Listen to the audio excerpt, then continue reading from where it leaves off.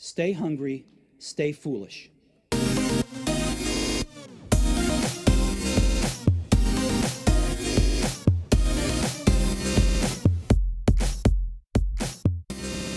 So now on the Innovation Show, it gives me great pleasure to welcome Frans De Groot, author of the best-selling book BitSing and founder of the BitSing methodology. Welcome to the show, Frans. Thank you very much. To give context to this one, marketing is so aligned to revenue generation. More and more businesses are shining a light on the marketing accountability. You've created this methodology, BitSing, that really enables it and also helps marketers, because so many marketers are stuck in an old world of marketing and haven't aligned it to revenue generation and revenue accountability. But your methodology does that in a phenomenal way. That's great to hear. So it'd be great, Frans, to talk to us about, the methodology, how you came up with it and what it is. Well, I always believed in communications. Without communications, nothing happens. So you need to communicate to get people do what you want them to do.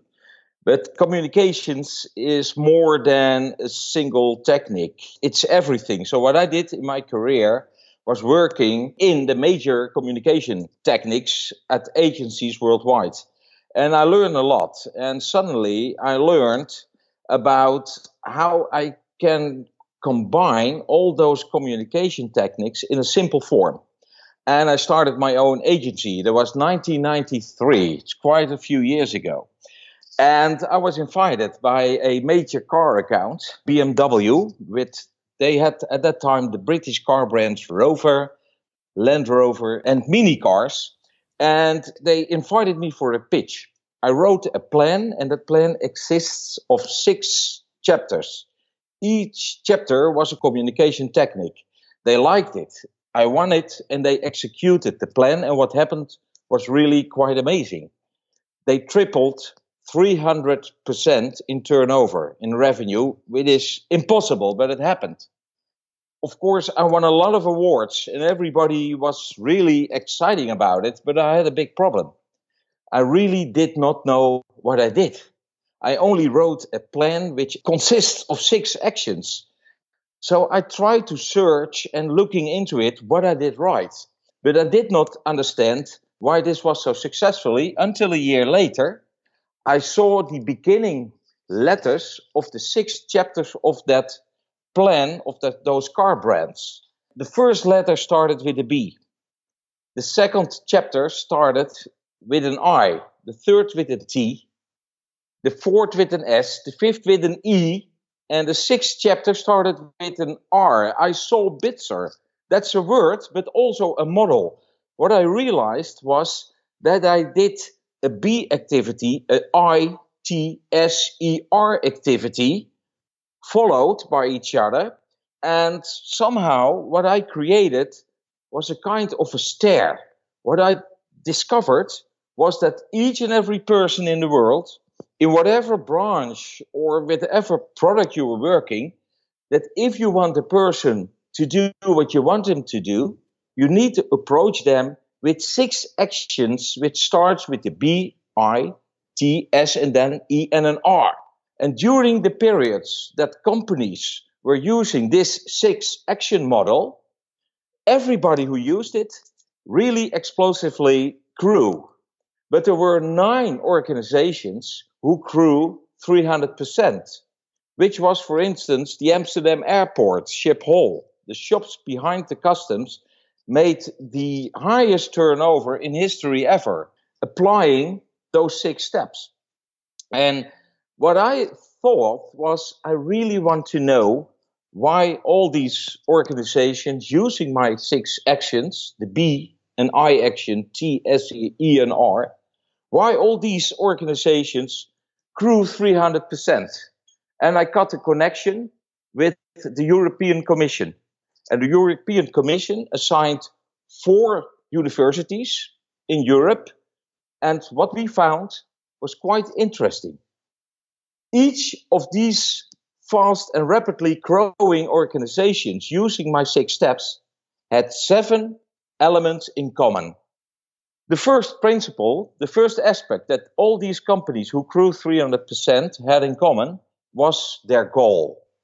If you think about a goal, most organizations think about a goal of being the best or be innovative or creating a nice product or become a market leader. But the real goal should be, if you want to be successful, is an amount.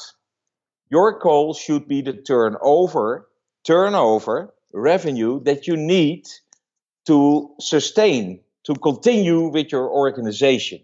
So always set an amount for a period of 12 months. What is the amount that you need to earn to sustain with everything you got today? I call that your continuity goal. That is the real goal you should focus on, your turnover. That's one. The second aspect that all these organizations had in common was that they made all their decisions, or they based all their decisions on facts. Not any decision was based on an assumption. If somebody says to you, I think that we should do X, Y, Z, and they use the word think, don't do it. Because it's not a fact, it's just an assumption. I have an example, which is quite nice. I had an international toy chain as a customer. And they need to focus on target groups. So I asked them, what is your target group? And they said, kids. And I looked at their TV commercials, I looked at the catalog, and indeed I saw that they were communicating to kids. But now let's go back to the facts. I asked them, what was the amount of turnover that you made factually over the past 12 months? They gave me an amount, and I asked them, what share in this amount came from the wallets of kids? And their answer was 0.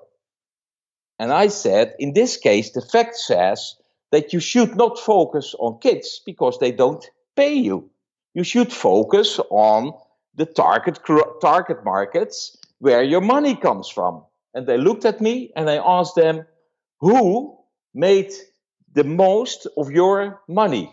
And they said to me, mothers. And I asked them, shall we look into your stores during a period of 2 weeks and looking who is really paying you the money? And they did, and believe it or not, but 94% of their revenue came from the wallets of fathers. Yeah. And in all the communication, there was not any father. Not. And they put father in, and suddenly their turnover grew by 30%. And the same is with products, the same is with regions. If you look to the percentage, for instance, again, look at your product. If a product makes 40% of your turnover, and the second product makes 20% of your turnover, which product should get first priority, you think?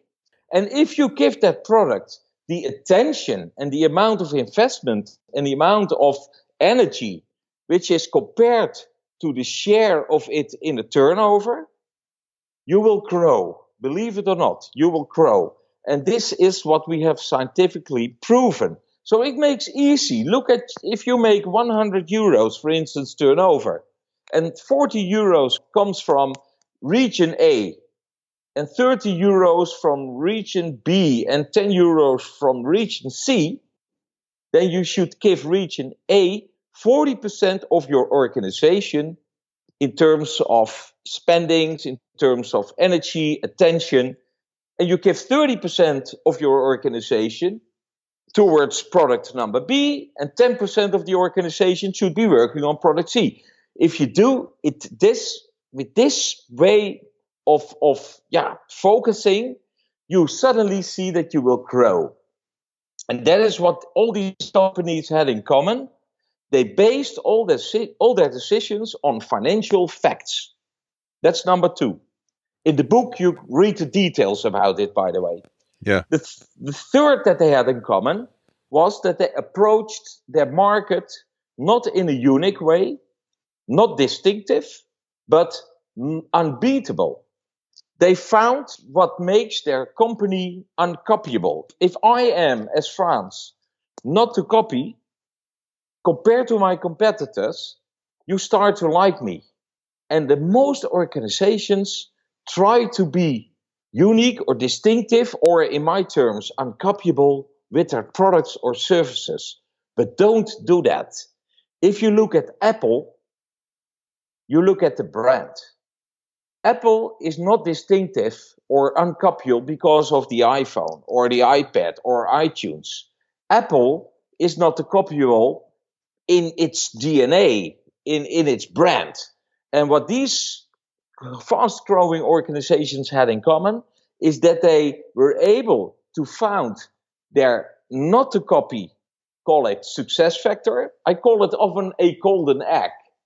If you find your golden egg and you start communicating around your golden egg, you will see that more people will want you, more people will buy you, and more people will stay with you.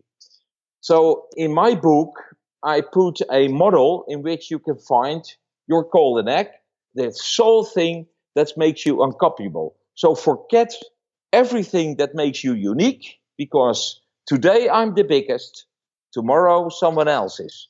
Or today I'm the best, in a few weeks someone else is. Being the best or being the biggest is unique, but it's easy to copy. Look at what makes you uncopyable and communicate it to the markets, and what you will see is that more people will like you, more people will buy you, and more people of your existing customers will stay with you. That's a really interesting one, Frans. If we could expand on that one a bit, because I find lots of people don't know what their golden egg is because they don't know how to identify it, and they haven't done what you're talking about. Like, for example, the toy brand you mentioned, looking at who's buying the product. They don't focus on who's actually paying them. They may focus on an influencer, but it's so much more important to focus on who the buyer is. Yes. If you want to kiss a person, are you then dating the friend of that person? No, of course not. You will date the person you can kiss with. And you should do exactly the same with your business. Just approach the person who has the money in his wallet and he's ready to pay it to you. And if they understand what your golden egg is, what makes you uncopyable, and believe me, every person, so every organization in this world has a golden egg. We know it, but we don't communicate it. And if we don't communicate it, we are completely the same as all our competitors, and then the price will be the issue. If you are uncopyable, you can ask the highest price ever. Believe me, you don't have to give any discount because you are uncopyable. And you are, because you exist. And if you exist with your organization, you have something that your competition cannot copy.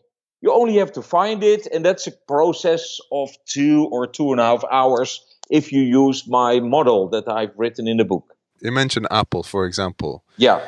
For people to give them a little bit more of what is it? Is the story? Is it looking at the numbers to see what people are buying? How can they scrape away a little bit more to understand this? Well, this is an interesting one, what I found. And believe me, everything I tell here is scientifically tested by these universities, because I really need to be right. You know, if you're right, you can promise something. What is interesting is the following. If you look at your competitor, you look wrong. The competitor is not the alternative of your product. The competitor is the alternative of the money that they spend on your product.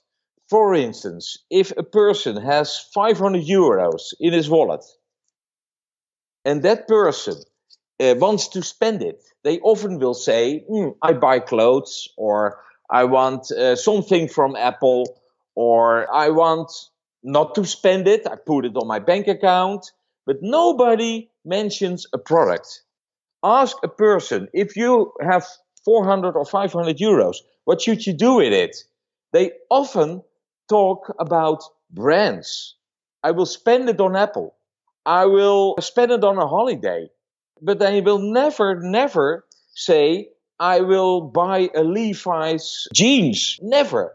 So your real competitor is your money competitor. What is the alternative of the money that they usually spend to you, but now spend on something else. And if you found that something else, and you look at what your company makes stronger to that something else, that money competitor, you will find a success factor, I call it, which makes you uncopyable. Believe me.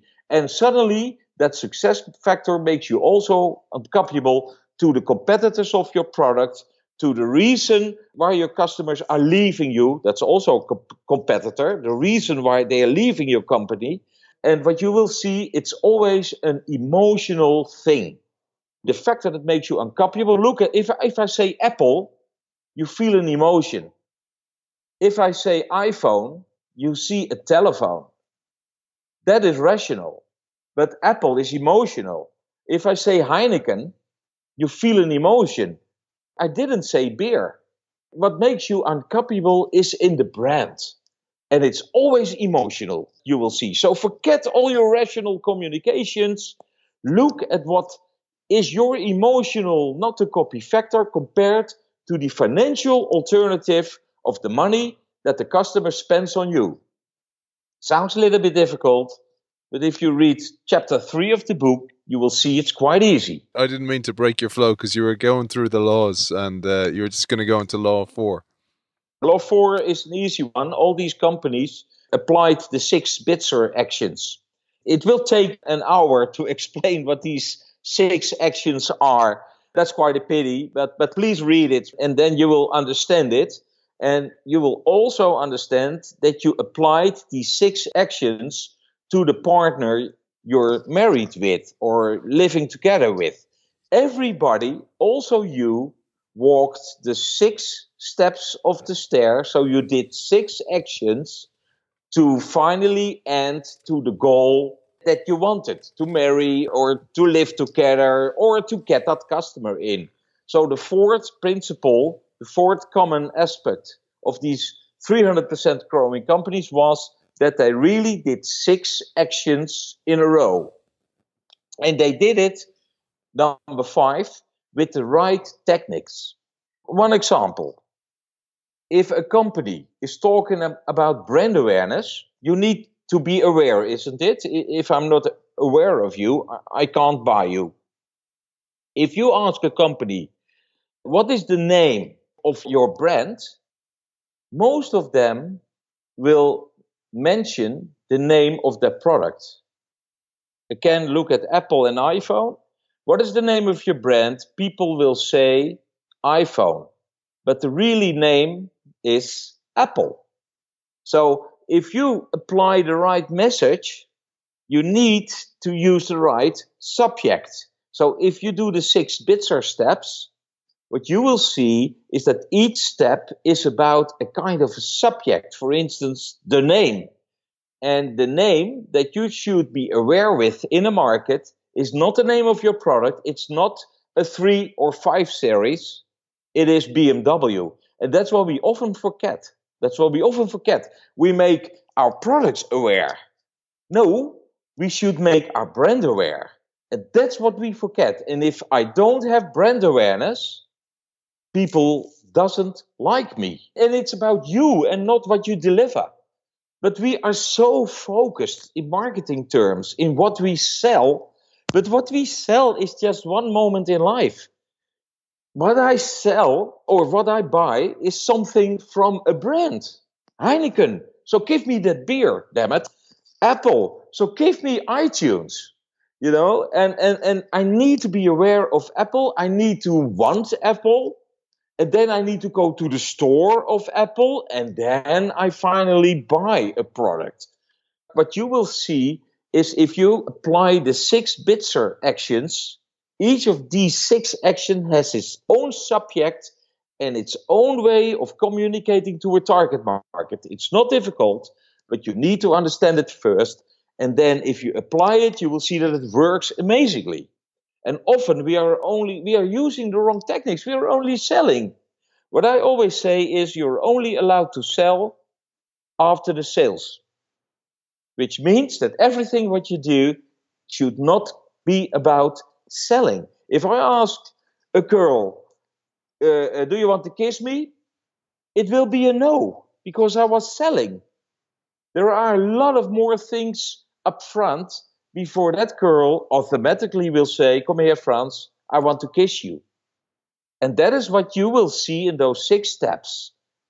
What is in front before she says automatically, yes, I want to kiss you and I want to marry you. And that's an interesting one. Yeah. And that's about techniques, and that's about the 6 steps. The number 6 principle that they all had in common, and I honestly like the call the next thing, the unbeatable success factor.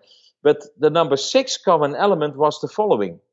They all predicted the results of their 6 Bitzer programs beforehand. You can predict the results. Again, here on radio, it's very difficult to explain how this technically works. But it's a kind of a formula which has been proven. And this prediction will tell you exactly how many people in your target group you should approach with the B action.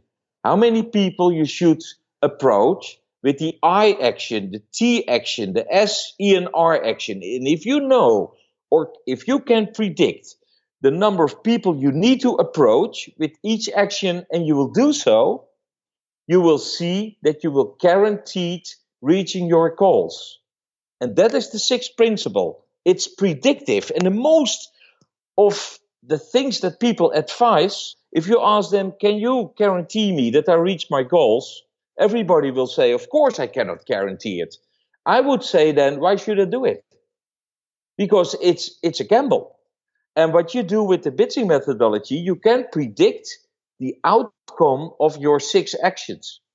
And then you can see what happens if you do the B, the I, T, S, E, R activity, and the number of people that you need to reach with it, and that you reach your billions, or €1, or whatever you want, the kissing girl, easy. That was the number 6 common principle. And the number 7 was that you can predict beforehand the amount of money that you will earn on the investments in time, money, energy, on the 6 steps, on these 6 activities, which means that you will never spend more money on everything that you do with your organization that every action can deliver. And you can predict that in terms of profits, money, name it.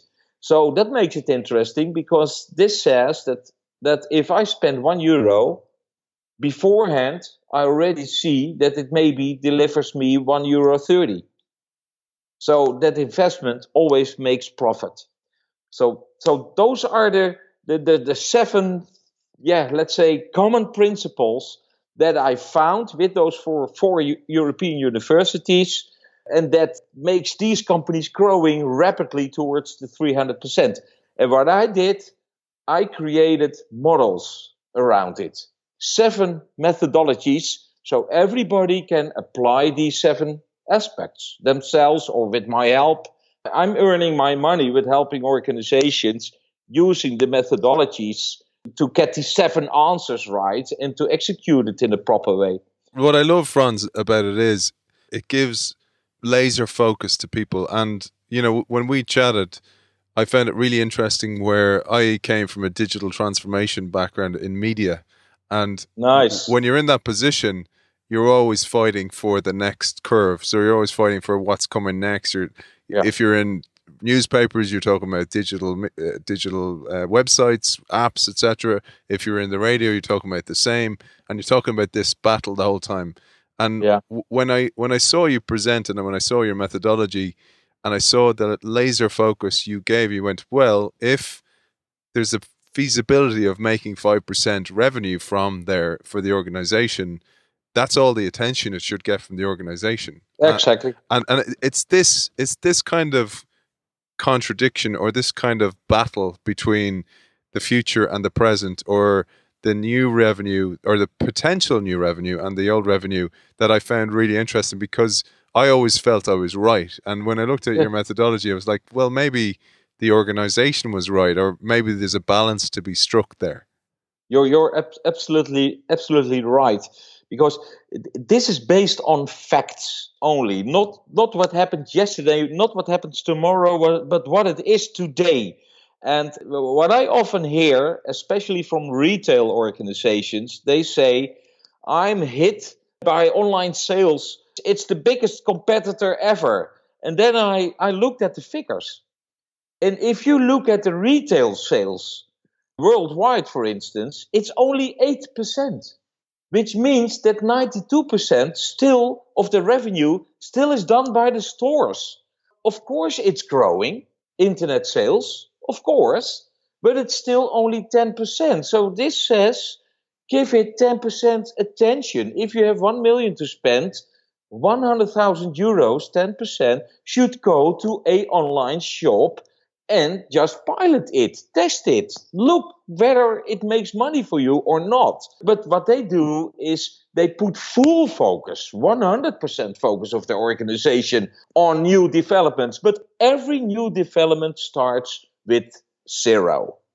And it slowly grows. And if you follow that growth in terms of attention, like its share in your revenue, then you can grow with it. Don't be afraid, and that's what you see here. And the same, for instance, with the Dutch airport. They were focusing on fashion. Fashion was 3.6% of their revenue.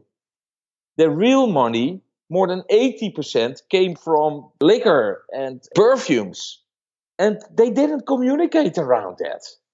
So start communicating with 6 actions around perfume, and they grew enormously. As I told you, it was their biggest revenue in the history ever. You're giving people really what they want. I mean, this is the thing I took from this. It's like Yeah. the toy shop example where it's the fathers buying the gifts. So market to the fathers, make them feel rewarded for the fact they want to buy these toys, etc. Yes. But I'd love to come back to the 6 steps in Bitzer. Yes. The first one is brand awareness. So you Brand mentioned awareness. so that's me in the nightclub dancing, making sure the girl sees me. Sees you and knows what your name is. And your name is not Best Kisser. Yeah. Your name is, my name, for instance, your name is Aidan.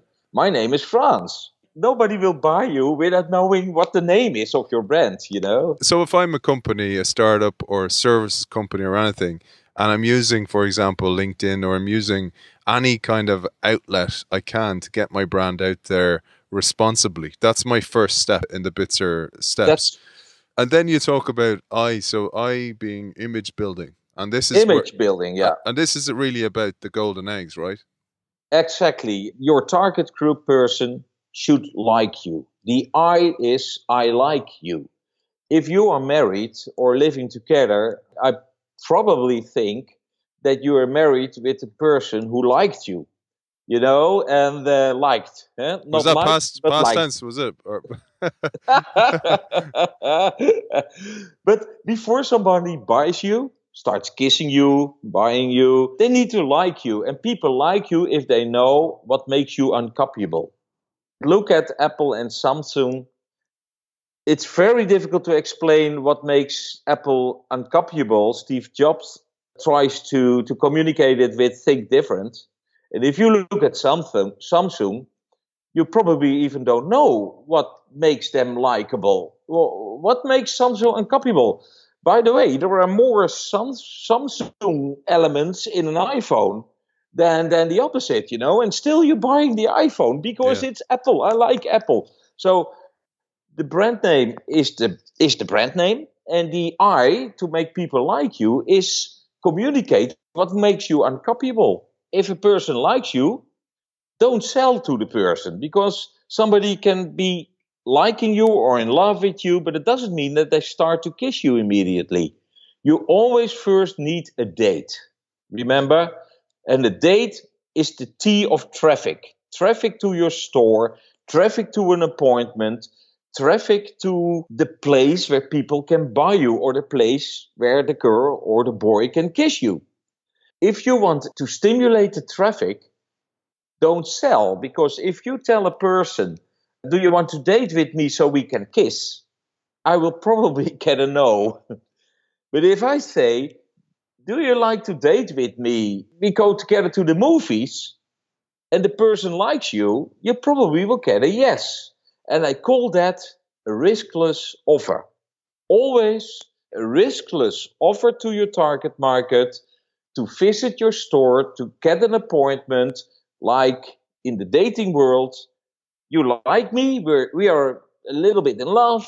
Shall we date and have an appointment and let's go together to the movies? And the answer will be 99% yes. So I love this, Frans, because if you're talking about this, and I'm just going to bring it down to a concrete example of a startup, for example. So I'm a software company and I have 28-day trial, for example, or I have a 7-day trial, whatever it is. This piece you're talking about, the riskless offer.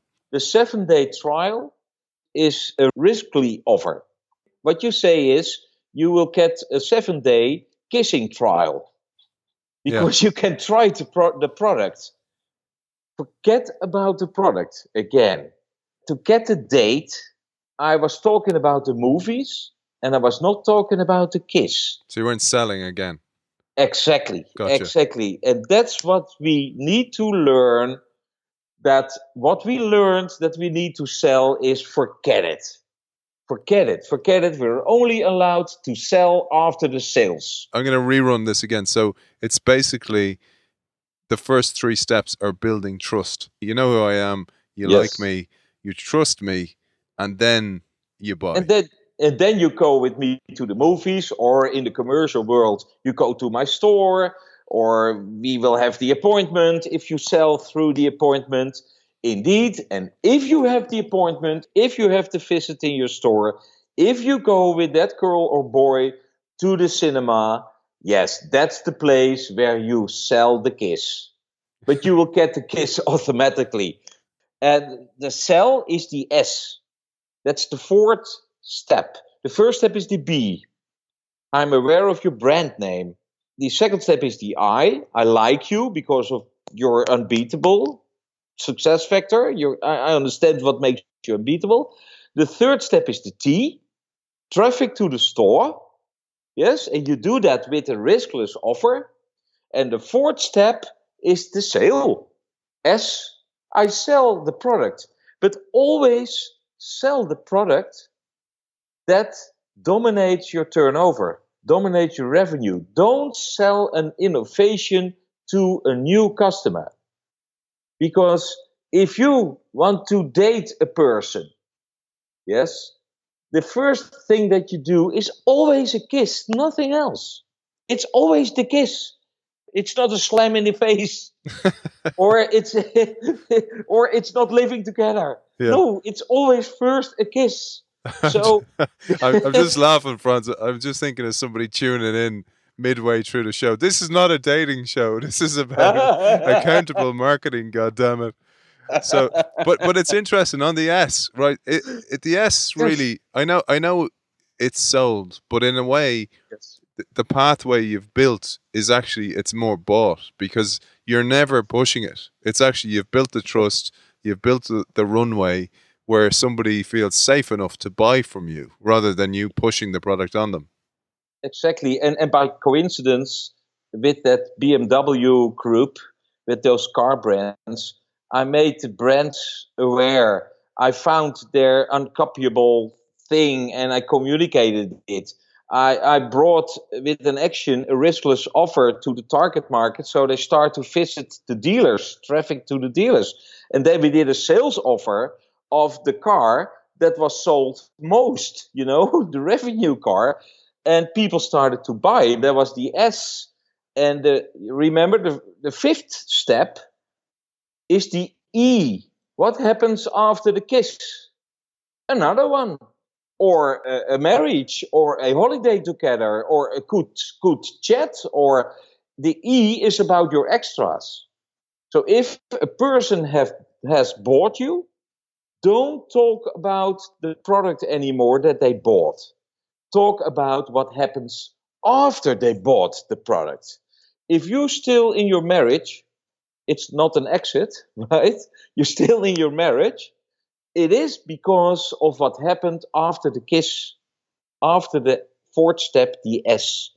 So talk about all the extra things that you can deliver in the relationship with your customer, and they start to appreciate you, and at the end they really love you. And if a customer loves you, they do a lot of extra things with you, they buy more and more and more, they are ready to sell you to their relationships, to their neighbors, family members. And that's the sixth step. That's the step of the R, resell, reference sales. And what I did by coincidence with these car brands, I did a B, building brand awareness. I started to create an image that people likes. We did a riskless offer so that people visited the dealers. We sold the biggest revenue cars, S. Then we sold all the extra things that those car brands had to offer, like the service, and even a second car, the extras. And at the end, we asked the customers to resell those car brands to their relatives. And it was a circle of BITSER. And here we go again, BITSER. And with the prediction, I can really predict the number of people you need to approach with the B activity, with the I activity, TSER activity, to guarantee the revenue that you need to continue with your organization, or even make 300% growth. Brilliant. And just to clarify on the E step, so the extra sales, it's beyond just, for example, you bought the car, now buy an extra radio in your car. It's not selling just extra pieces of your supply. It's actually giving extras as well. So this is going that extra mile. It's giving extra service. Is that right? That's absolutely right. If you have kissed the S, remember, and the next day you come home with flowers. Have you ever done that, Aidan? or else I might have brushed my teeth. That's an extra. if you come with flowers, you say, "Sweetheart, this is for you." What will you get back? A thank you or even a kiss. You will get it if you bring something extras to your customers. Even a single moment of attention is an extra. They will give you an extra back. And often that is more sales, but it's absolutely loyalty. And if people are loyal, you can ask them to sell you to their neighbors. And the trust, again, I come back to this because when you did present to me and now you've reinforced this, what you've done here is you've built trust over the steps. So, and I see what you see as well. I see the steps up the ladder or the steps up the stairs. And, you go through brand, image, riskless offer, sell, extra sales, and then you resell or the reference sale. And it's a beautiful cycle. And then you start again with either the same customer or the person they've referred you to. Exactly. The B is about the name, the I about my brand, the T about the location I have to go to, the S is about my product, the E is about my organization, and the R is about our relation. And so those are the 6 actions that you need to apply to a market. And if you only do, for instance, a sales activity, you are working with your organization on the S step, but you forget the other 5, which means that there are not enough people on your sales step to buy you. And that makes it so difficult every time to reach growth goals, But if you build more B's, more I, T, and S's, you will get more E's and R's, and so on and so on. It's a cycle. It's a system. So what you're saying there is, if I step back and I look at my notes, for example, from the talk you gave, when I look back at my notes, the big things I'd written down is focus where gives you the most return. So identify that first, and then focus on that, and focus the resources of the organization there.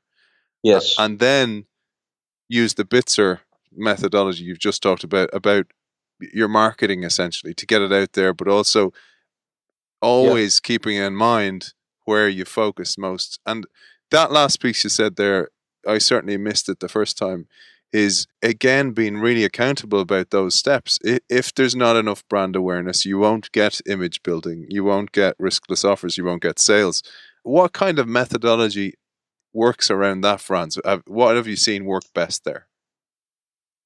Yes, you mean on the Bitzer steps or Yeah, so I'll edit this out, Frans. I was trying to see, there you were trying to say, basically, you may have too many people in sales, but yeah, but you may, because you haven't actually done enough brand marketing yet, or you may have right. the brand awareness yet. So you need to get your brand out there first, because Yes. you may just be trying to sell way too much and be way too pushy.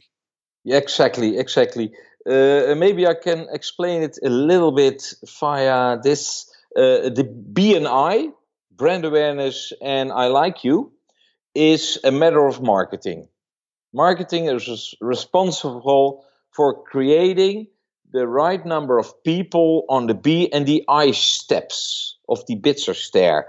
The professor of the European Master Program calls it stocks. You need stocks, a number of people on the B and the number of people on the I. If marketing is able to create enough people on the B and I steps, then sales has an easy job, because salespeople are responsible for T and S, right? If I don't have any person on the I step, sales will not get a T, because if the girl or the guy doesn't like you, forget the date. You don't get a date, even if you have a riskless offer.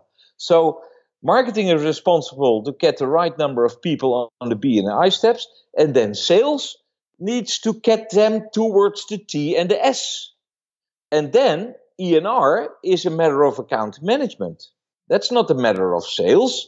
That's account management. That's client services, Client services people are very good in appreciating a customer, to bringing them all our extras, so we will get an extra in return.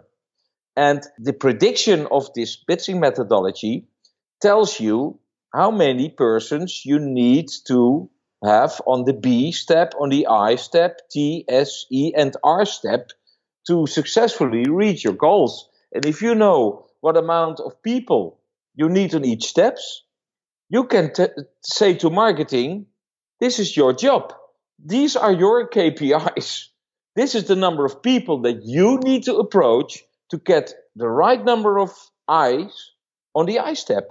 And sales also had his KPIs. This is the number of T's and S's you need to reach in the upcoming months.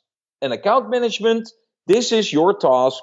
This is the number of people you need to get on the E and the R steps. And if you push people with the right programs towards these numbers, they will reach these numbers.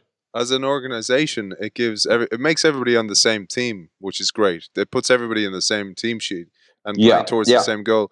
So the brand piece. So that becomes, for me as a marketer, for example, that's marketing. Marketing. I need you to get me 10,000 leads or prospects, and when I have 10,000, then when I bring them through my cycle at a trial, that will convert to, say, 800, and out of those 800, 400 will buy. Then I can sell 10% the extra sales, and then 8 will refer me, and the cycle begins again. It's that piece that is missing in most organizations, because you're going to marketing. Your job is to get the message out there. Sales, your job is to sell, but there's no link. And this is what I love what you've done here. There's a direct link, which means they're sitting at the right table, at the same table, and moving towards the same goal. Yes, and what I often hear from my customers is that they start to talk the same language. They understand each and every role. They understand that each and every person is important. Because if I did it with Shell. Well, you know that's not a small company. And I was able to place or to put every employee of this worldwide company on one of the Bitzer steps. That department are working on T's, those on E's, those on B's, those on I's. And it's no more and no less.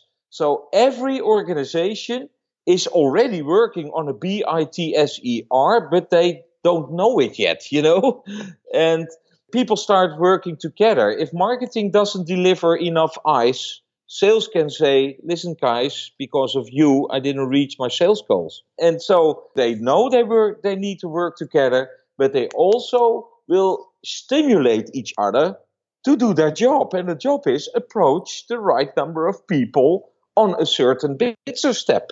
You need data to begin with. So to understand how many prospects you need to reach through the B step, you need to have history to go, last year we reached 5,000 direct prospects. That translated. How does a company go about that? Most companies probably use Seed, probably don't collect that data. Almost all companies have all the data, but it's spread throughout the organization. What I always do, I will look in the past 12 months. And I look what happened in those 12 months. For instance, if a sales guy has 10 appointments, I will ask him how many customers out of those 10 did you reach? And if he says 1, it's 1 out of 10, which means that his sales conversion is 10%. And with everything that an organization did over the past 12 months, I can calculate what the conversion of the B is, what the conversion of the I is, of the T is, S, E, and R. So you don't need any market research or extra market research.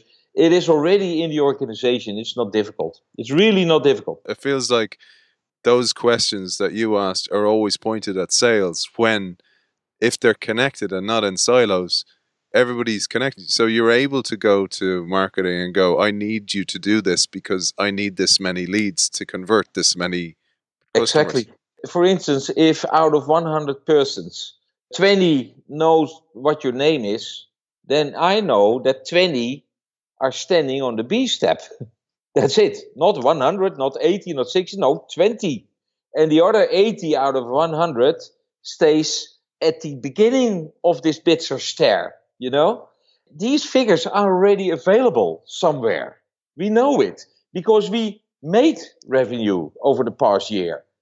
I know what market volumes are. So I have some calculation models in which I can, with current information, I can exactly see what the current success ratios, percentages are on the B, I, T, S, E, and R steps. And on the basis of these percentages, I can make predictions. It must be so liberating, Frans, for the people you work with, because so many people are going to work every day on the fly, deciding what they're going to do. But this puts them in control. It puts them in the driving seat where they actually can go and go, I know exactly what I'm doing this week. And they are successful. They do it in less time, at least 25% more efficiency and growing. That is interesting because everybody says, I'm too busy, I'm too busy. They were busy with approaching kids instead of approaching daddies, And that's what you see in every company. And I really enjoy it so much. And I'm so lucky that I found this. I just created a booklet and it's 15,000 words of bitching. And it are quotes from people who mailed me over the past few years with how they experienced this methodology. It is at the moment what I received 15,000 positive words. It's amazing. I haven't seen that before, honestly. I'm a normal guy like you, like everyone, but I'm so happy that I found this methodology that the whole world should use it, damn it. Yeah. Well, you're obviously a good kisser, Frans. I'm not allowed. If I would do that with someone else, I'm exit. That's the E step, remember? Of course. So Frans, I know the book is. I'll link to the book. I'll link to the website. Where can people find out more? And I know that you have people working in each country as well. You can go to bitsing.com, BITSING, bitsing.com. And there you find interviews with Shell, for instance. Hewlett Packard worldwide is using it, but also startups. That's not too detailed information about the methodology. You will find that in the booklet. But it's more about the world of bitsing. Who is doing it? What's happening? I had an interview in New York a few weeks ago, which was a great experience. Well, those things you will find on this website. Frans De Groot, CEO and founder of BitSing. Thanks for joining us. It was a great pleasure. Thanks so much, Frans. Thank you very much.